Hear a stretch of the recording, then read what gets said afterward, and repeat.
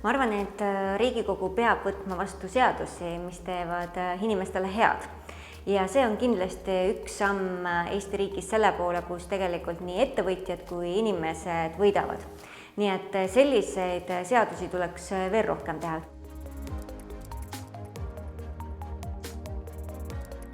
Ühistuline tegevus üleüldiselt inimesele annab niisuguse hea tunde, et nii nagu tema mõtleb, et tuleks teha ühiskonnas paremaks, võiks seda koos teistega teha ja üheskoos anda see panus siis ühiskonda arendamisse.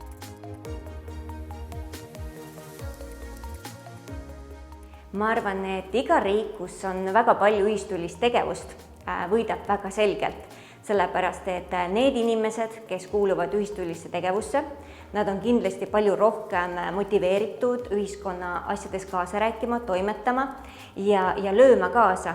Ja see tähendab seda, et omakorda meil on aktiivsed kodanikke. Ja ma arvan, iga riik soovib, kes on demokraatlik, parlamentaarne, nagu Eesti riik on, et tema kodanikud oleksid võimalikult aktiivsed, lööksid kaasa ja kui neil on head ideed, viiksid need ka ellu. Ja ühistuline tegevus võimaldab seda.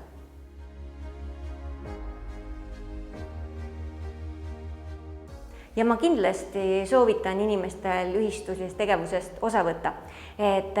Sellepärast, et need inimesed, kellel on vaba raha, saavad ühistulises tegevuses näiteks osaleda investoritena, aga need inimesed, kellel vaba raha ei ole, saavad kindlasti tarbida ühistulise tegevuse teenused. Ja ühistulise tegevuse teenuste puhul on üks suur pluss.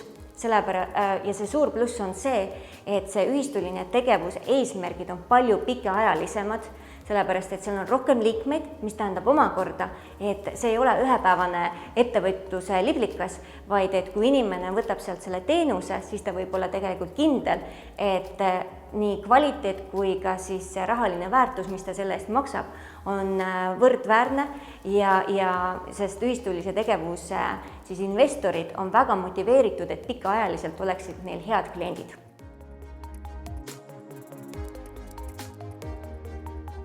Inimesel, kellel on vaba raha ja ta soovib seda kuidagi investeerida, saada mingit tulu, siis väga tihti, kui me vaatame näiteks pankadesse, siis pangakontol, kui me hoiame seda raha, siis pigem see tähendab seda, et me raha ei kasvata. Ta on isegi inflatsiooniga läheb miinusesse.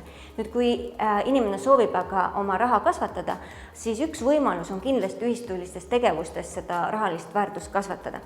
Teine võimalus on aktsiad, kolmandad võimalused on erinevad fondid, aga see ühistuline tegevus võib-olla on Eesti inimese jaoks kõige kättesaadavam vorm. Ja teine asi on see, et Eesti riigis meil on nii väike riik, et me tegelikult teame neid inimesi, kes kuuluvad sinna ühistusse, me teame, kas neid saab usaldada ja kui on tunne, et me saame usaldada, siis me tegelikult saame usaldada ka sinna oma raha. Mis tähendab omakorda, et me anname oma raha usaldusväärsetesse partneritesse. Et kui me aga anname selle raha kuhugile kolmandatesse, näiteks kuhugile välismaiste kapitalile, siis me tegelikult ei tea, kes ja kuidas seda raha majandavad. Et see on üks oluline fakt. Ja tarbija jaoks see tähendab tegelikult seda, et need inimesed, kes tarbivad ühistulist tegevust, ka nemad saavad olla endas palju kindlamad, sellepärast, et ühistulisel tegevusel on teistsugune omandivorm.